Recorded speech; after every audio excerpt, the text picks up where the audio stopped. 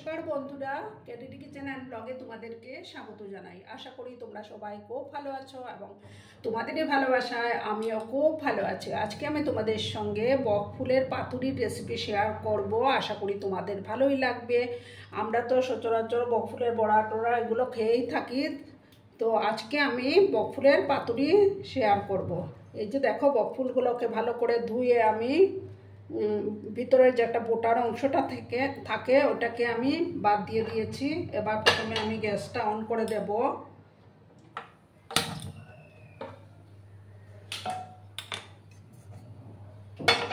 এবার আমি একটা প্যান বসিয়ে দিলাম। প্যানটাকে প্রথমে ভালো করে গরম করে তারপর আমি তেল দিয়ে দেব।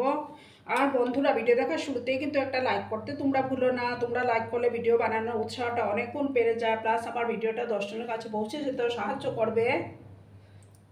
আর যেসব ধরুন বন্ধুরা আজকে ফার্স্ট টাইম আমার চ্যানেলে ভিজিট করছো, তারা আমার চ্যানেলটিকে সাবস্ক্রাইব করে আমার পাশে থাকার অনুরোধ রইল। পুরনো নতুন সব বন্ধুদের জানাই অনেক অনেক ভালোবাসা। আর রান্নাটা কিন্তু আমি সর্ষের তেলেই করে নেব।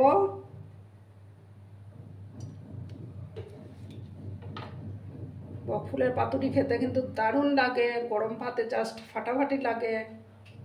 তেলটাকে প্রথমে ভালো করে আমি গরম করে নেব।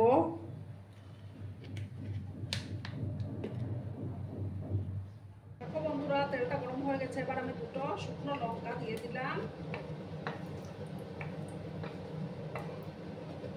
লঙ্কাগুলোকে ভালো করে আমি ফ্রাই করে নেব।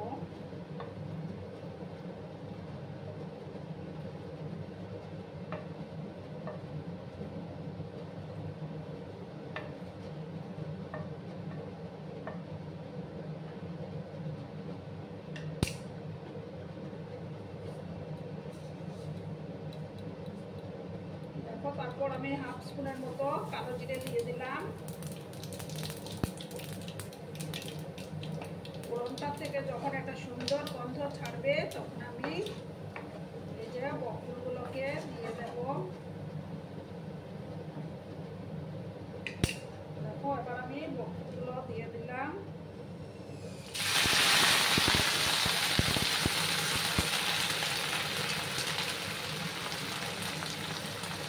এবার আমি পরিমাণ মতো হলুদের গুঁড়োটা এড করে দেব।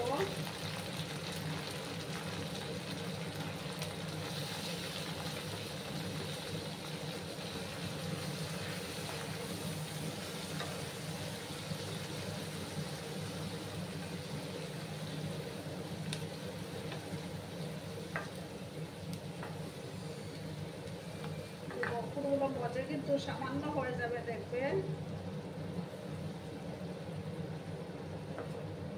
দেখো বন্ধুরা, তেলে ছাড়ার পরই যেমন অল্প হয়ে গেল।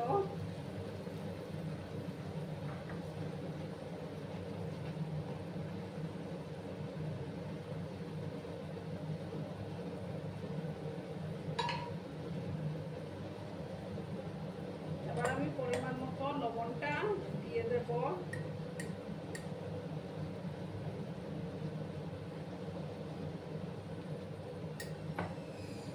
লবণটা বুঝে দিতে হবে, কারণ একদম দেখো মজে একদম অল্প হয়ে গেছে।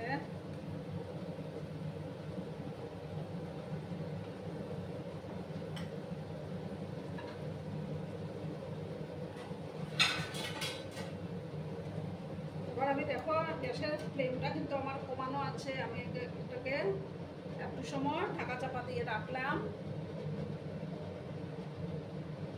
বন্ধুরা, আবার ঢাকাটা সরিয়ে দিলাম। একটু নাড়াচাড়া করে দেব আমি।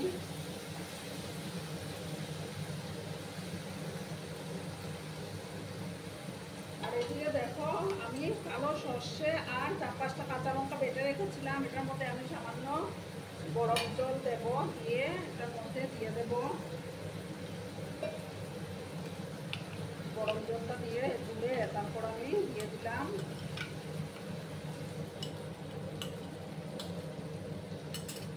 বাটিটা ধুয়ে। আর একটু গরম জল আমি অ্যাড করলাম।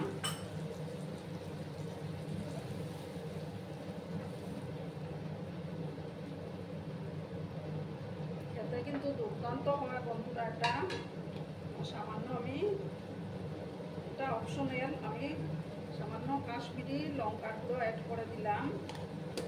তোমরা চাইলে দিতেও পারো, নাও দিতে পারো। ভালো করে আবার মিক্স করে নিলাম।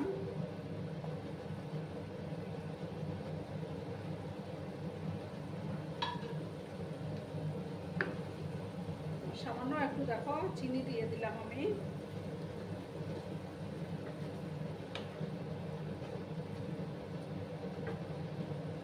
খুবই তাড়াতাড়ি এই রান্নাটা হয়ে যায়।